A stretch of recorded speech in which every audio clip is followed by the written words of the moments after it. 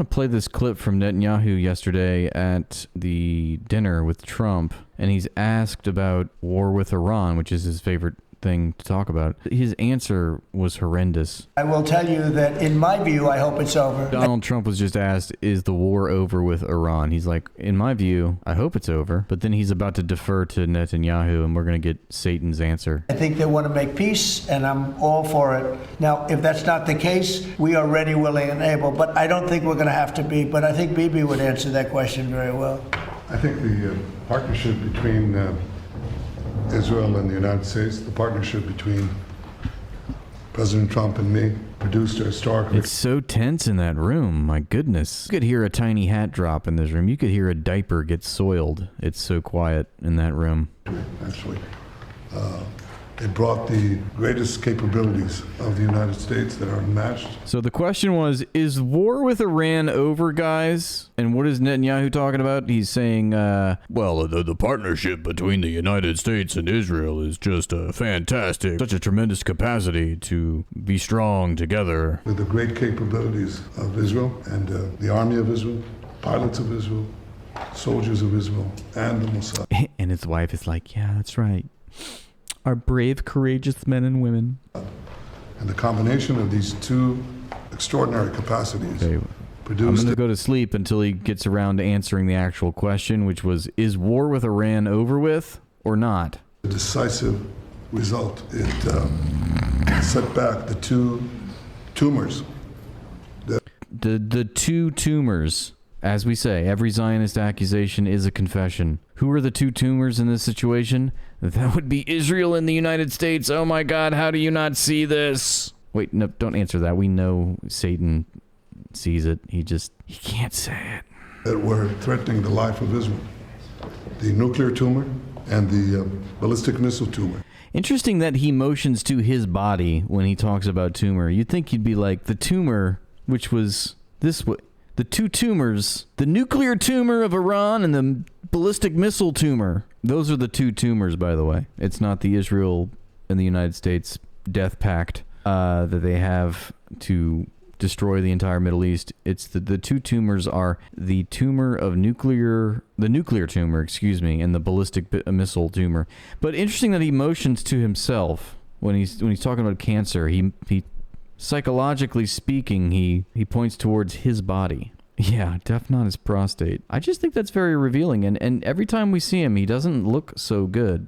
He's sick. He's not doing so hot. Okay, I wonder about those reports that he's got colon cancer. Because they were planning to build 20,000 of these things and launch it on a country the size of New Jersey. And no country could withstand that. So what do you do when you have two things that are going to kill you? You have to remove them. Is he undergoing cancer treatment? Is that why he's doing this? He's favoring himself as he talks about cancer of the body. Remove. When you remove, you're moving it. He's moving away from his body. Interesting. With our combined effort, we did. When you remove a tumor, doesn't mean that it can't come back. You have to constantly monitor the situation to make sure that there's no attempt to bring it back. Is war over with Iran? Well, we're talking about cancer here, okay? The Iranian people, themselves are a cancer to the Middle East, so we've got to continuously monitor. So we've had a great achievement, and I think part of he's always going back. Look, we had this great achievement, which was the fact that he had to run with his tail between his legs back to Uncle Sam to negotiate a ceasefire with Iran because they needed a break. They could not keep up with the barrage of hypersonic, I always say supersonic, hypersonic missiles from Iran, which outmatched the defense capabilities of Iron Dome. They had to somehow get a ceasefire and then claim victory. And that's what they do. They've done that in Lebanon a number of times. Every time they start a war with Lebanon, they always get pushed back and they claim victory. And then they go beat up on their punching bag Gaza. So it's a constant pivot, They're just pivoting from one dumpster fire war crime to another around the Middle East and always claiming victory no matter what, even though they have yet to legitimately have any victory. The effort of consolidating this and ensuring that we don't have to repeat this is to monitor this carefully. Of course, the President and I are talking about it. Our teams are talking about it. But there's no question this is a historic victory. And I think, as was said here today, this has already changed the face of the Middle East. But it's not. It's a historic victory, but yet we're still fighting. If you read between the lines, that's what he's saying. It's a historic victory, but we're still fighting. It kind of sounds like it wasn't a victory then. How could you still be fighting if it was such a historic victory? I keep saying, just for him to get to the United States, he has to take a sinuous route through all these different airspaces because, God forbid, he makes an emergency landing in the Netherlands. I mean, could you imagine what might happen? This is a wanted man, okay? Not over in your. But I think that there. So the reporter just said, well, so it's not over then. That was the whole point of the question. Is war with Iran over? He gave this long-winded nothing burger of an answer. And so the reporter goes back to the question, so it's not over then? This is what you're saying? There's an opportunity here to create a Listen to historic expansion. Listen to that. Now, how crazy is that? He was just pressed again on the war with Iran. Is it over? So it's not over, you're saying. He says, I think there is a historic opportunity for more expansion. That word expansion, very operative in that sentence, don't you think? There's an opportunity for an historic expansion.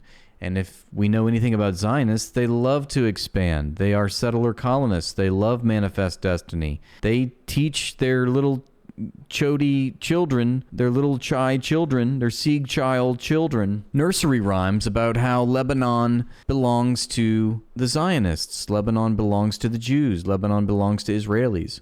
So they've been indoctrinated since birth about how the greater state of Israel will eventually, come to pass, I saw this last night, and I was mad that I didn't get to see this because I just ended the stream. That my jaw almost hit the floor when he said expansion when asked about the war being over.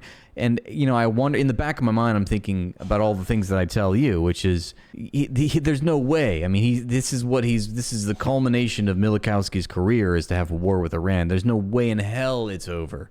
But how is he can't say that outright. He's like, no, he can't actually, not in this setting at least. He's going to be political about it. But he still tells you what, if you read between the lines, what he's saying is that he's using this an opportunity. The fact that he's got Donald Trump in office, the Mara Gaza Trump, the guy who's talking about paving over Gaza Strip so that they can set up some more golf resorts and seaside hotels, et cetera, et cetera. I mean, of course, he's going to milk this cow, this cash cow called Donald Trump. And he said so much. He said this over the years. There's a recording of him off the record saying how America's the golden calf that we're going to carve up and we're just going to sell it and auction it off, and then there'll be no more America. We're just going to take control. So, this is something. All I'm trying to say is that given his history, given the state of Israel and its history, we know that they are going to take full advantage of Donald Trump, and they will ratchet it up. And at every turn, we see Donald Trump acquiescing to the Israeli state, no matter what his rhetoric tells us, what his actions tell us otherwise. So you even saw in Donald Trump, before he deferred even to Satan sitting across from him at the dinner table, he said, well, he gave you a very impotent answer. I hope not, but, if we need to do it, we will, basically is what he said. So what do you think Satan's going to see in those words? He knows he's got Donald Trump in his back pocket. He's just got to, when the time comes, he can count on Donald Trump to go to bat for him, especially when it comes to Iran and ratcheting up the war, climbing up the escalation ladder. It's going to happen. There's going to be another round, and everyone in the room knows it. And Iran knows it too, because as long as you have that country with this man, there will never be peace.